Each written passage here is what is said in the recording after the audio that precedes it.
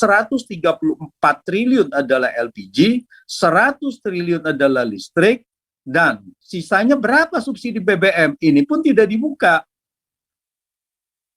Nah, kalau ini tidak dibuka, apakah bisa kebijakan ini diambil tanpa suatu informasi yang benar?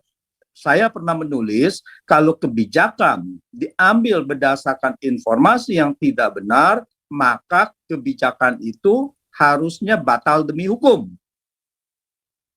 Itu yang pertama. Terus yang kedua adalah, ini menarik, kenapa Kementerian SDM bisa perintahkan atau kemudian dikoreksi lagi, bukan perintahkan, lalu katanya mengimbau bahwa Vivo itu harus menaikkan harga. Nah, ini pun sebetulnya sudah melanggar dari ketentuan bagaimana kebebasan menentukan harga, dan ini merugikan rakyat karena rakyat tidak mendapatkan BBM yang lebih murah. Dan kemudian dari 8.900 yang RON 89 dinaikkan menjadi 10.900, naik 2.000. Ini juga salah satu merugikan, sangat merugikan rakyat gitu. Nah, apakah atas dasar itu sebetulnya adalah mereka begini, di dalam formula pembentukan harga itu ada harga badan usaha boleh menentukan harga, jadi ada formula perhitungannya ya, itu setinggi-tingginya. Jadi artinya sebetulnya dia boleh menurunkan harga. Yang dia tidak boleh adalah harga tertinggi. Jadi formula itu ada harga, itu adalah harga tertinggi. Kalau dia mau turunkan dari harga itu, sebetulnya itu adalah kebebasan dia. Nah, kenapa ini harus dipaksakan bahwa dia harus menaikkan harga apa yang bawahnya bukan yang atas gitu. Nah, saya rasa ini sangat menarik. Jadi informasinya adalah kalau informasi salah, jadi Kementerian ESDM berdasarkan informasi yang salah menerbitkan surat kenaikan apa keputusan menteri. Keputusan menteri. Nah, keputusan menteri dengan informasi yang tidak lengkap, yang informasi yang salah gitu. Nah, itu adalah salah satu. Apakah bisa juga ditambahkan bahwa ya untuk melengkapi dalil-dalilnya itu gitu. Karena saya lihat bahwa cikal bakal kenaikan ini adalah kenaikan harga adalah APBN yang akan jebol. Ini dasarnya. Ya. Terus kemudian mengenai Bung Kahar, waktu itu saya pernah nanya ya, saya bilang berapa itu pengeluaran buruh untuk BBM, dan dan saya mendapatkan informasi dari rekan-rekan yang ada di buruh, yaitu sebelum kenaikan itu kurang lebih pengeluaran BBM untuk buruh itu sekitar 10%. Dengan ada kenaikan ini yang di atas 3,5 juta ya, jadi yang tidak mendapatkan BLT itu adalah sekitar sekarang ini 14%. Jadi ada kenaikan itu, dan mereka tidak mendapatkan BLT. Itu ada kenaikan kurang lebih sebulannya 200.000. Ya, dari sekitar 440.000 menjadi 600.000 lah, gitu, kurang lebih 660.000. Nah, ini adalah menunjukkan kalau mereka tidak mendapatkan kompensasi apapun, maka ini menunjukkan bahwa kemiskinan di buruh ini adalah semakin meningkat. Ya, apalagi kalau tadi yang diungkapkan oleh Bung Kahar bahwa kalau tidak ada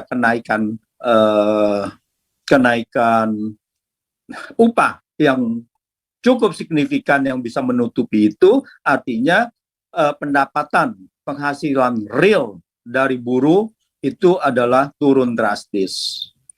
Nah, jadi penghasilannya turun drastis, lalu kemudian kenaikan-kenaikan harga itu sangat tinggi sekali, ya pasti meningkatkan kemiskinan. Jadi saya rasa adalah bahwa kebijakan ini dengan kompensasi yang langsung sebagai BLT, saya rasa justru di situ banyak salah sasarannya. Artinya tidak tepat untuk rakyat yang dianggap rakyat golongan bawah. Yaitu pertama adalah kalau untuk kaum buruh 3,5 juta ke bawah. Nah ini tentu saja bahwa yang 4 juta, yang 4.200.000, yang UMR di daerah-daerah lain yang lebih tinggi dari 3,5 juta, ini adalah sangat menyakitkan. Dan 3,5 juta itu atas dasar apa dipilihnya? Apakah itu pembatasan kuota, ya kan? Jumlah kalau kita lihat UMP itu sudah ada ya di beberapa daerah dan mungkin itu sudah dihitung bahwa ini mungkin sekian jumlah orangnya. Nah, berapa persen dari totalnya itu? Apakah itu totalnya menjadi 20%, 30%, 40% dari total buruh yang mempunyai gaji UMP di bawah 3,5 gitu. 3,5 juta per bulan. Nah, hal-hal seperti ini adalah tidak menyelesaikan masalah. Seharusnya adalah pemerintah memang harusnya membatalkan. Harusnya adalah tidak menaikkan harga BBM ini. Karena seperti hitungan saya, yang diambil dari masyarakat dengan kenaikan BBM ini hanya 31,75 triliun. Dan itu pun sudah termasuk kenaikan pajak. Karena pajaknya, ya pajak kendaraan bermotor dan PPN itu mengikuti, tentu saja karena dia persentase, mengikuti kenaikan harga itu. Gitu. Jadi kenaikan harga ini double di tempat-tempat di negara-negara lain yang ingin membantu rakyatnya justru membebaskan pajak kendaraan bermotor. Nah, di sini malah dibebankan gitu. Artinya bahwa kenaikan harga dasar itu juga membuat kenaikan pajak itu meningkat gitu. Saya rasa sementara gitu pengantar saya, Bung Slamet. Prof. Antoni, kalau memperhatikan seberapa jauh sih sebetulnya analisa dampak yang dilakukan oleh pemerintah? Kemarin yang disampaikan oleh Dr. Rizal Taufikur Rahman dari Indef menyampaikan belum ada kajian analisa dampak terkait dengan kebijakan secara spesifik terkait dengan kebijakan kenaikan BBM. Tapi narasi atau komunikasi publik yang dibangun oleh pengambil kebijakan oleh pemerintah itu dengan alasan APBN jebol dan lain sebagainya, justru yang kita tangkap, publik tangkap itu adalah kalau ini tidak dilakukan pasti akan justru memperburuk kondisi ekonomi yang ada di Indonesia dan itu akan sangat berdampak kepada rakyat. Seperti apa Prof. Antoni melihat ini? Iya, justru dengan adanya kenaikan ini adalah justru ekonomi akan sangat buruk gitu. Kan kita sudah tahu bahwa kemiskinan akan bertambah, itu tidak bisa dihindari. Dan itu adalah suatu fakta. Seperti yang tadi aja buruh kita lihat bahwa dia pengeluaran BBM-nya itu sudah meningkat, ya, yang tidak mendapatkan BLT ya. Nah itu sudah akan meningkat dan akan meningkatkan itu ya akhirnya kemiskinan. Dengan belum lagi kenaikan harga inflasinya itu ya, tadi inflasi bisa mencapai yang sekarang aja inflasi pangan aja udah 10% lebih, 11%.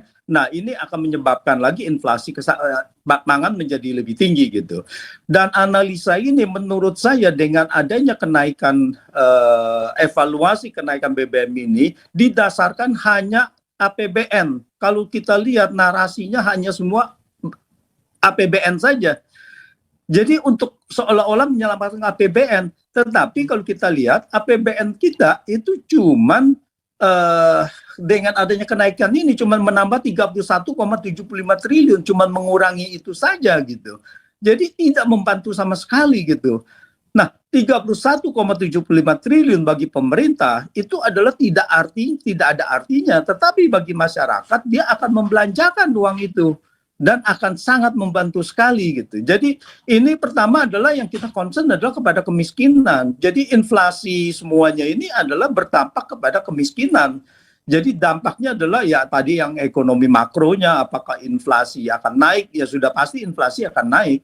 Ya mungkin bisa menjadi ya kalau kita bilang 11%, nanti mungkin bisa menjadi 15% pangannya ya. Tapi pangan ini tergantung dari kebijakan ekonomi dunia juga. Nah, hari ini the Fed mungkin akan menaikkan suku bunga, ya mungkin cukup agresif karena inflasi masih tinggi gitu. Dan kalau ini dia berhasil sampai tahun depan, ya komoditas memang akan turun gitu. Tetapi transportasi yang tadi, yang sekarang sudah terjadi, ya ini sudah beban dulu kepada masyarakat gitu.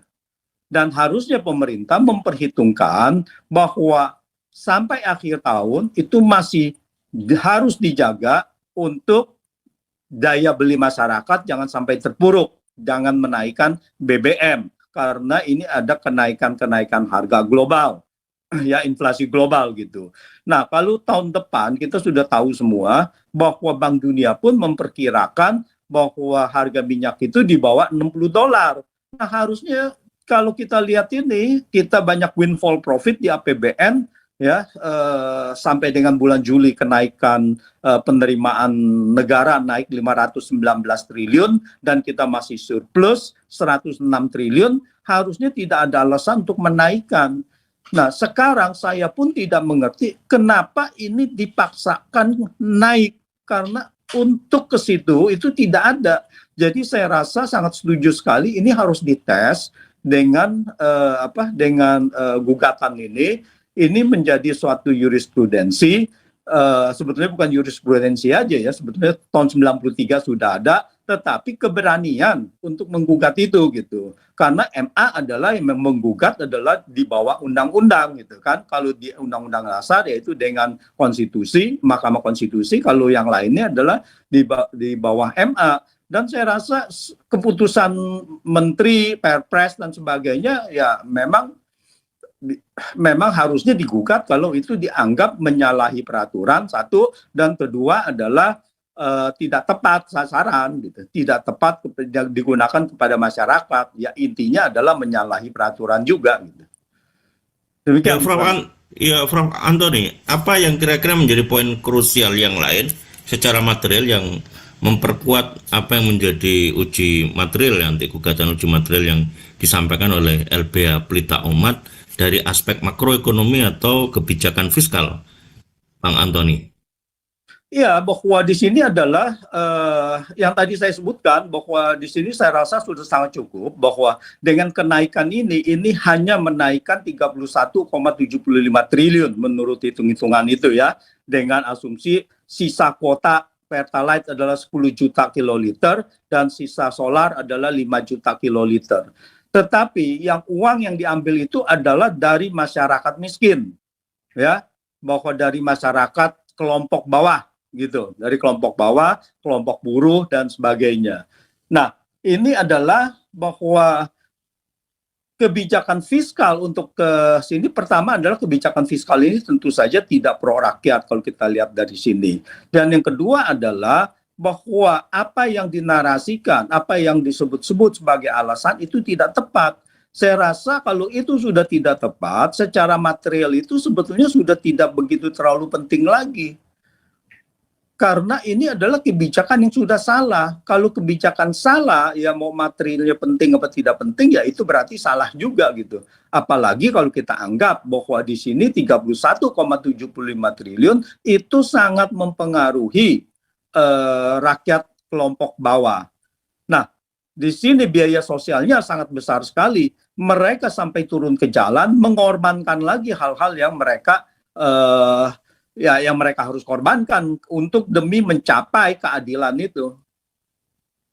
Iya, di sisi yang lain kalau kita coba perhatikan ternyata di ada komoditas-komoditas yang justru naik, kansnya seperti kelapa sawit dan batu bara kemarin yang dirilis tidak dijadikan satu faktor yang bisa membuat intervensi kepada fiskal kita, kebijakan fiskal kita untuk bisa mengantisipasi segala kemungkinan yang diakibatkan oleh dampak inflasi yang sekarang ini terjadi oleh karena berbagai kebijakan, secara khusus kebijakan kenaikan BBM. Apakah seperti itu, Prof. Antoni? Ya, tepat sekali. Jadi bahwa ini banyak sekali di dalam fiskal dan sebagainya juga ya, penyebutan yang memaksakan kenaikan ini gitu. Jadi saya rasa apa yang mau dicapai ini adalah suatu kondisi pemaksaan untuk menaikkan BBM yang di luar dengan adanya kenaikan harga komoditas lainnya yang dikatakan bahwa sampai dengan bulan Juli penerimaan negara naik 519 triliun, lalu kemudian APBN masih surplus 106 triliun ya sampai dengan Juli.